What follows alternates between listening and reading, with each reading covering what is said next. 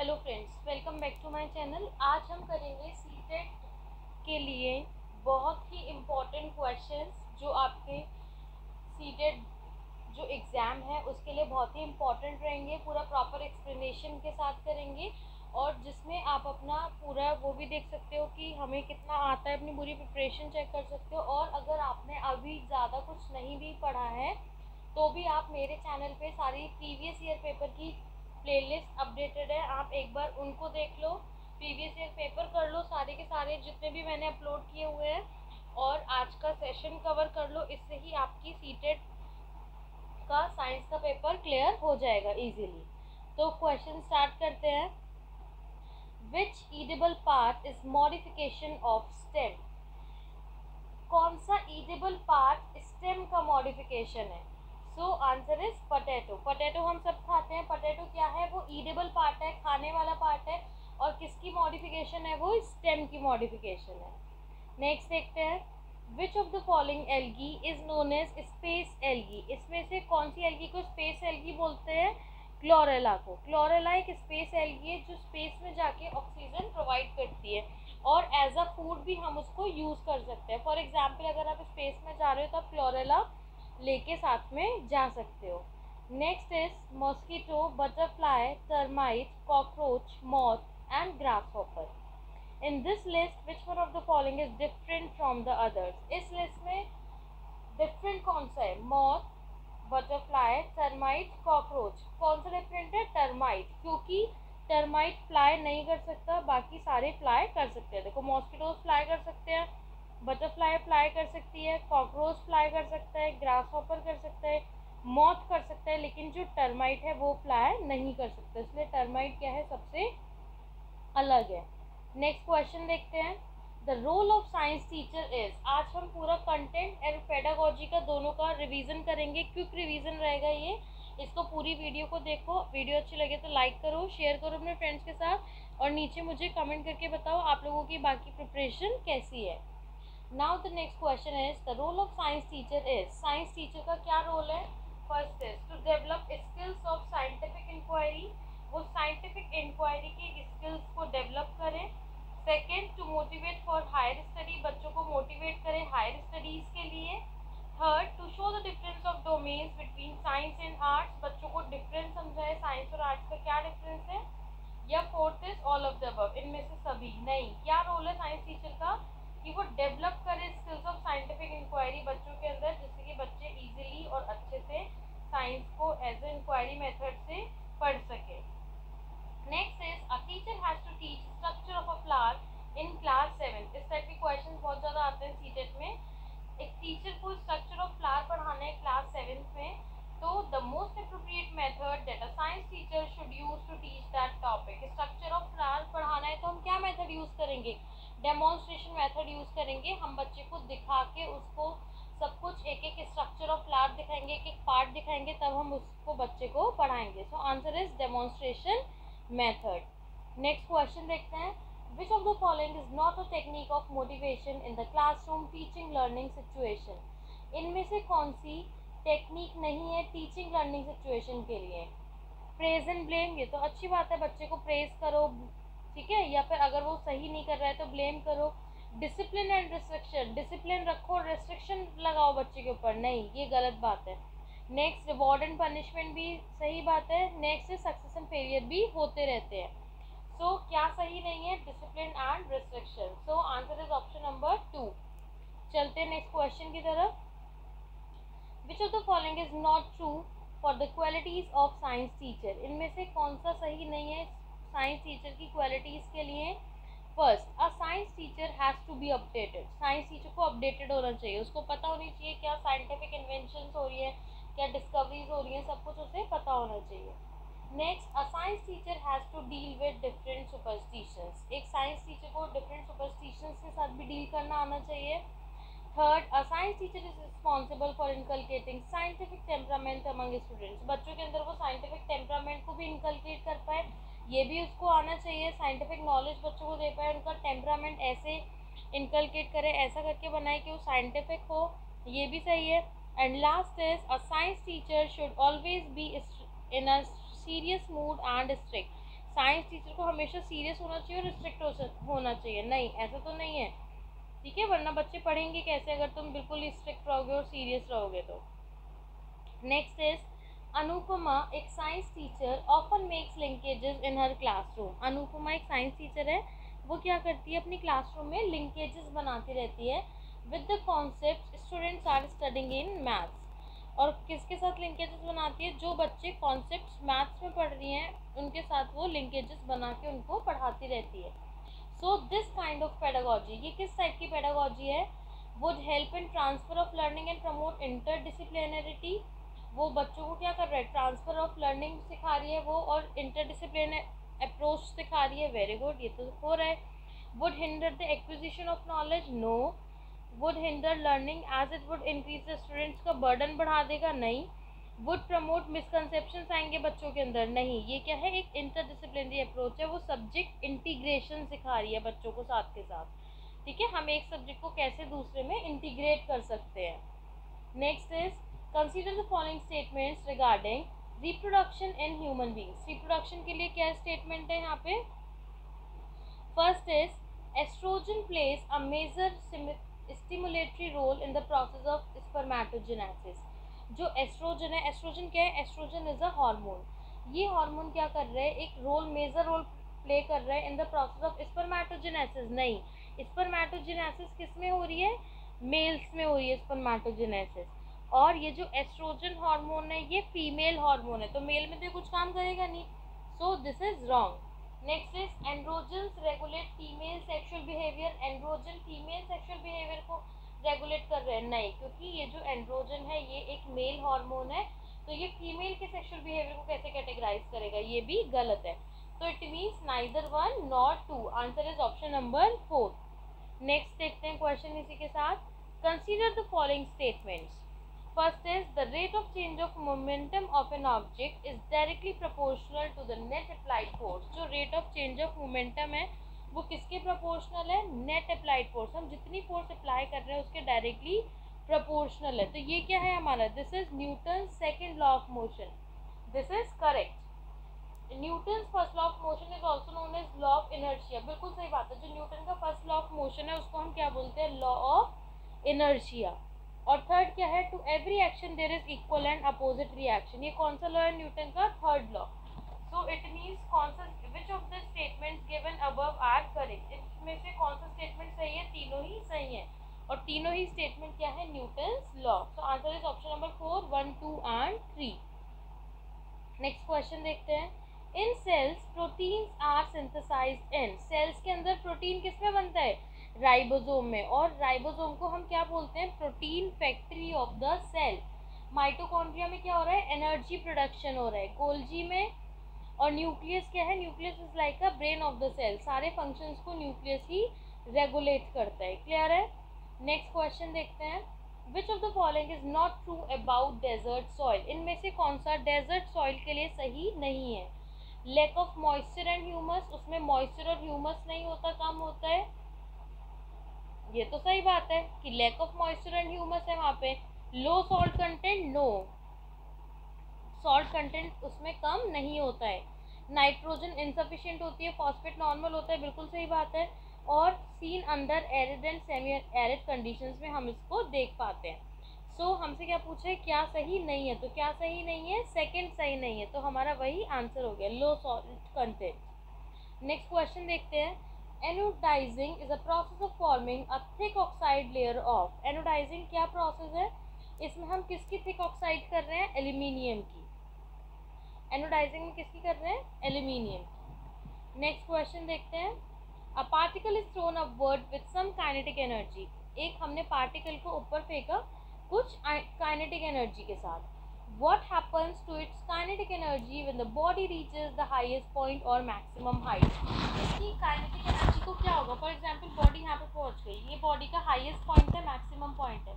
अब इसकी kinetic energy में क्या इफेक्ट पड़ेगा? इसकी जो काइनेटिक एनर्जी होगी वो किस में कन्वर्ट हो जाएगी?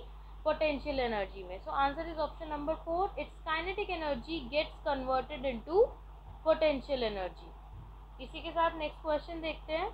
Fungi like mucor, aspergillus and ergots are common contaminants of।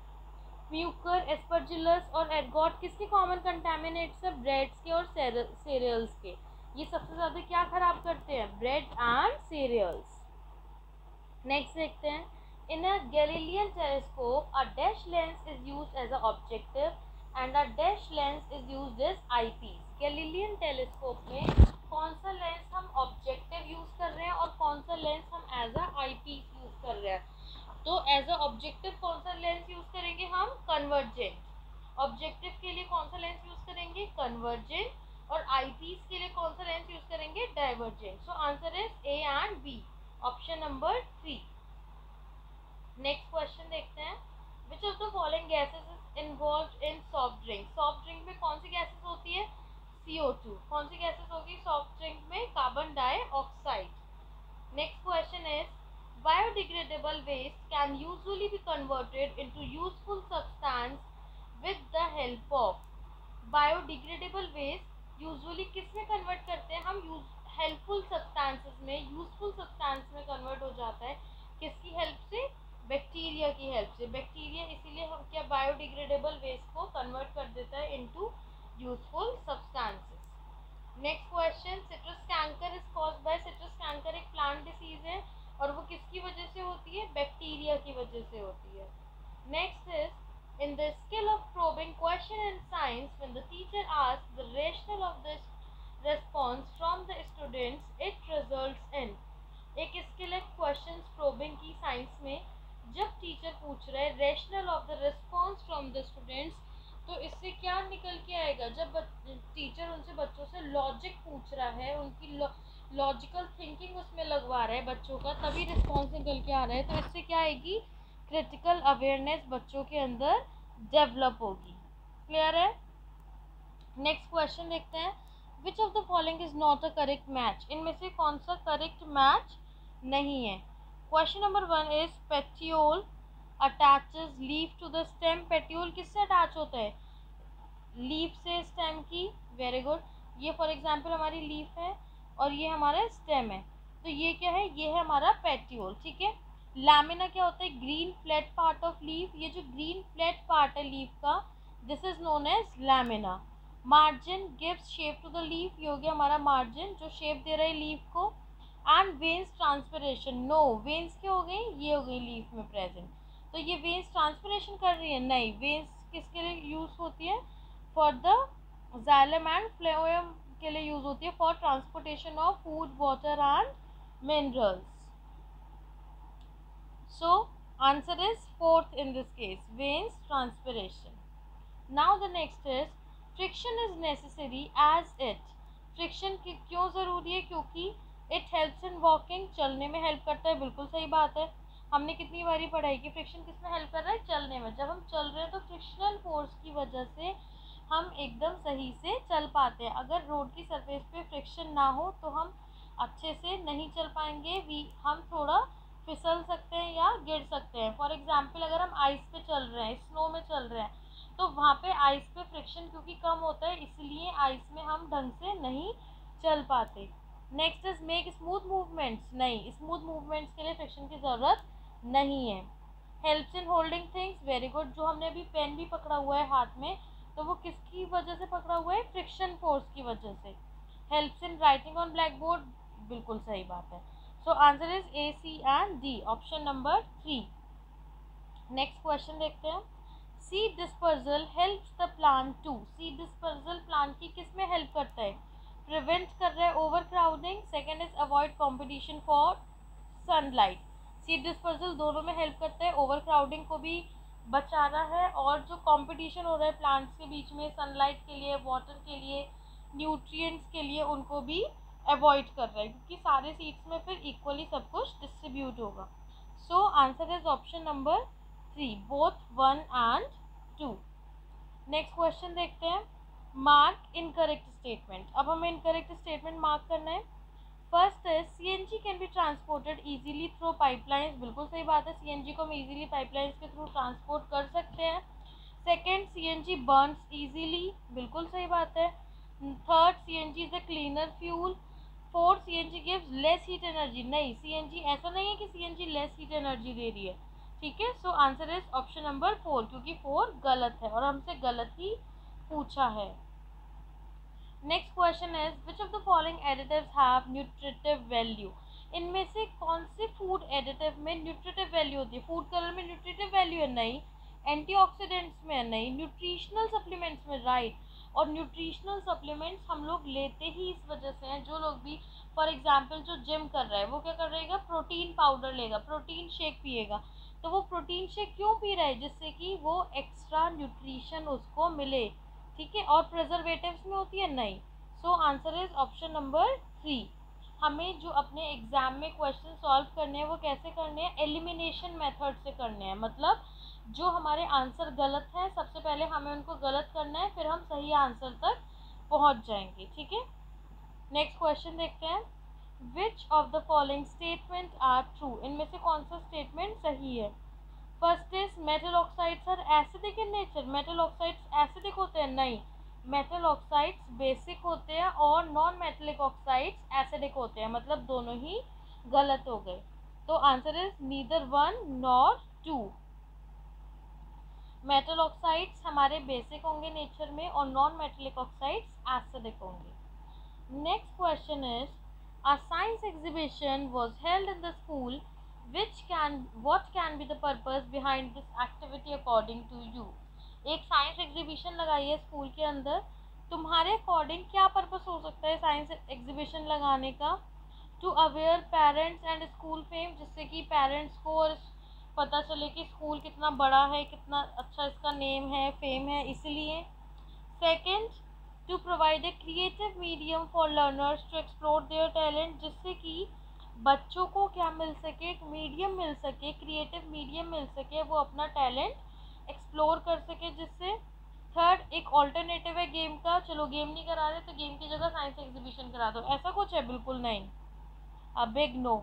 Fourth, a formality directed by management, क्योंकि एक फॉर्मेलिटी है कि बाकी स्कूल्स करा रहे हैं हमारा स्कूल नहीं करा रहा, तो इसलिए फॉर्मेलिटी के लिए मैनेजमेंट ने करा दिया, ऐसा है, नहीं। क्यों करवा रहे हैं हम, जिससे कि बच्चों को क्रिएटिव मीडियम मिल सके टू एक्सप्लोर देयर टैलेंट्स, वो अपने टैलेंट्स लेकर आ सके। Students will come there different different talents. Next is on increasing the temperature of solids the kinetic energy of the particle. अगर हम टेम्परेचर बढ़ाएंगे तो काइनेटिक एनर्जी क्या होगी, पार्टिकल की हमेशा बढ़ेगी, इट इंक्रीजेस।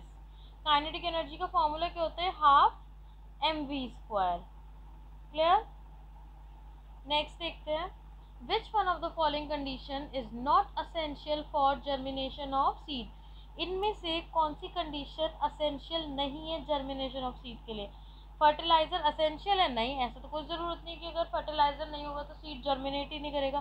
सनलाइट बहुत ज़रूरी है, अगर सनलाइट नहीं होगी तो सीड जर्मिनेट नहीं करेगा। Air very necessary, moisture necessary.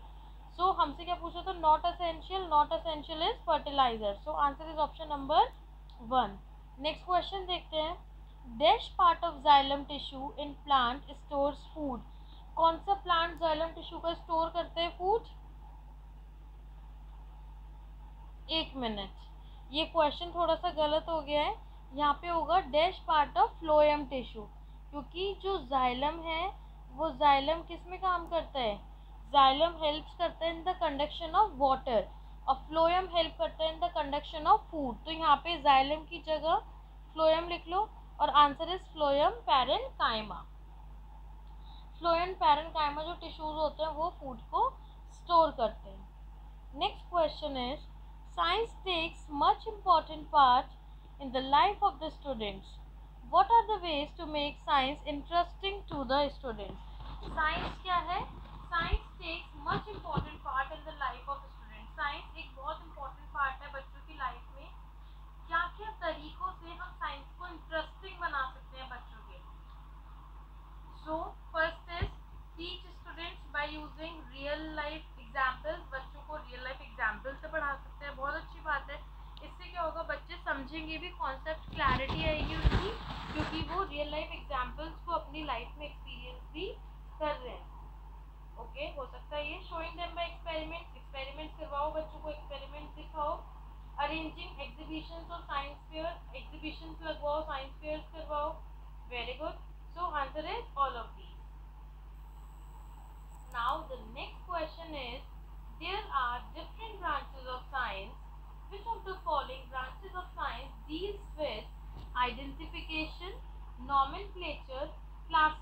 Explanation of organism. बहुत सारी ब्रांचेस है साइंस की, वो ऐसी कौन सी ब्रांच है साइंस की जिसमें साइंस किससे डील कर रही है, आइडेंटिफिकेशन से, आइडेंटिफाई कर रही है स्पीशीज को, ऑर्गेनिज्म को, उनको नॉमेनक्लेचर कर रही है, उनको नाम दे रही है और उनको क्लासीफाई कर रही है।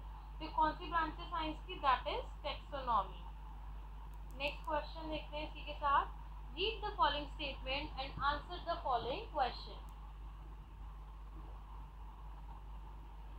Statement 1 is, organisms following a parasitic mode of nutrition do not prepare or look out for their own food। जो organism parasitic mode of nutrition follow कर रहे हैं, इट मीन्स जो ऑर्गेनिज्म क्या ले रहे हैं, खाना, खुद पैरासाइट्स हैं और उनका मोड ऑफ न्यूट्रिशन कैसा है, पैरासिटिक। वो अपना खाना खुद से नहीं बनाते और look out for their own food, वो खुद से नहीं बनाते। बिल्कुल सही बात है। जैसे कि एग्जाम्पल क्या हो गया हमारा, अमरबेल और कसकटा। सेकेंड स्टेटमेंट क्या गिवन है हमें, in plants Cuscuta has chlorophyll and it does not depend on others for food. Plants में कसकटा के पास क्लोरोफिल है और वो दूसरों पर डिपेंड नहीं करती अपना खाना बनाने के लिए। ये तो बिल्कुल गलत है। जो कसकटा है, अमरबेल है, वो हमेशा दूसरे प्लांट से ही खाना लेती है। So statement 1 is correct and statement 2 is incorrect. Answer is option number 2। इसी के साथ चलते हैं नेक्स्ट क्वेश्चन पे। Name the type of force which acts in the following cases. हमें टाइप ऑफ फोर्स बतानी है जो किस में एक्ट कर रही है। A man rose a boat, एक आदमी नाव चला रहा है, बोट चला रहा है। तो अगर कोई आदमी बोट चला रहा है तो वो कौन सी फोर्स यूज कर रहा है, फ्रिक्शनल, ग्रेविटेशनल, नॉर्मल और मस्कुलर। कौन सी फोर्स यूज कर रहा है, मस्कुलर फोर्स, क्योंकि वो अपनी मसल्स का यूज कर रहा है। तो किस टाइप की फोर्स हो गई, वो मस्कुलर फोर्स। नेक्स्ट क्वेश्चन देखते हैं। Ram was eating ice cream, suddenly he felt that his ice cream is melting so rapidly, so he asked his father what needs to be done, so his father suggested adding salt to the ice cream. What will happen to ice cream? Ram है, वो क्या कर रहा है, ice cream खा रहा है। Suddenly उसने फील करा जो उसकी आइसक्रीम है वो बहुत तेजी से पिघलने लगी। सो उसने अपने पापा से पूछा कि पापा अब मैं क्या करूँ, इसमें आइसक्रीम पिघल रही है। तो उसके पापा ने कहा कि इसमें सॉल्ट ऐड कर लो, अपनी आइसक्रीम में थोड़ा सा नमक ऐड कर लो जिससे कि ये ठीक है। तो what will happen to ice cream, अब उसके पापा ने उसको सॉल्ट क्यों ऐड करवाया आइसक्रीम में, क्या होगा सॉल्ट ऐड करने के बाद, क्योंकि जो सॉल्ट है वो उसका मेल्टिंग पॉइंट इंक्रीज कर देगा। इंक्रीज कर देगा मतलब मेल्टिंग पॉइंट बढ़ा देगा। और सॉल्ट ऐड करने के बाद अगर उसका मेल्टिंग पॉइंट बढ़ गया तो फिर वो मेल्ट नहीं होगी। ठीक है, so answer is option number 3। Next question देखते हैं। Husk is separated from heavier seeds of grain by winnowing. Husk को हम किससे सेपरेट कर रहे हैं, हेवियर सीड्स ऑफ ग्रेन से बाय विनोइंग। बिल्कुल सही बात है। Husk is separated from heavier seeds of grain. Husk को हम सेपरेट कर रहे हैं ग्रेन से, कौन से प्रोसेस से, विनोइंग से। रीजन क्या हो गया इसका, the difference in the size particles in a mixture is utilized to separate them by the process of sieving and filtration. जो डिफरेंस है in the size of particles किसी मिक्सचर में, उसको हम किससे सेपरेट कर रहे हैं, या तो सीविंग से या फिल्ट्रेशन से। ये भी सही है और ये भी सही है, लेकिन जो रीजन है और असर्शन है दोनों ही आपस में एक दूसरे से कोई भी मैच इनका नहीं कर रहे। इसका मतलब ये जो रीजन है ये करेक्ट एक्सप्लेनेशन नहीं है असर्शन की। So answer is 4, A is true but, लेकिन R is not the correct explanation of A. जो आर है वो करेक्ट एक्सप्लेनेशन नहीं है ए की। समझ आया? अगर वीडियो अच्छी लग रही हो तो लाइक करो, शेयर करो अपने फ्रेंड्स के साथ और चैनल को सब्सक्राइब करो। Now the next question is, read the following statement and choose the correct option. Assertion is, acclimatization is temporary adjustment of organism to surroundings. जो acclimatization है वो क्या है, temporary adjustment है organism का surroundings के साथ। और reason क्या है, hibernation ही acclimatization है। नहीं, hibernation acclimatization नहीं होता। acclimatization क्या होता है, जब कोई भी organism अपनी surroundings के साथ रहने के लिए या किसी भी चीज़ के लिए वो एडजस्ट कर रहे हैं, उस प्रोसेस को हम क्या बोलते हैं, acclimatisation. So in this case A is correct and R is not correct. Answer is option number 3. चलते हैं नेक्स्ट क्वेश्चन पे. Which part of the plant is pulse? Plant का कौन सा पार्ट पल्स है? पल्स क्या होता है हमारा? Pulse is dal. प्लांट का कौन सा पार्ट हमारी दाल है? ठीक है, दाल क्या है? फ्लावर है, फ्रूट है, स्टेम है या सीड है? आंसर है सीड, ऑप्शन नंबर 4. जो पल्सेस हैं वो क्या है? सीड्स हैं. ठीक है, so answer is option number 4. अगर वीडियो अच्छी लगी हो तो लाइक करो, शेयर करो अपने फ्रेंड्स के साथ, चैनल को सब्सक्राइब करो.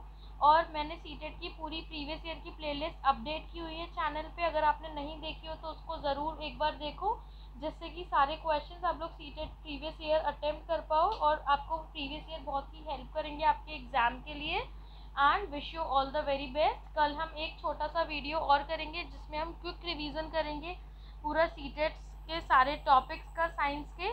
तो stay tuned with me, subscribe the channel for the more videos. Okay, thank you.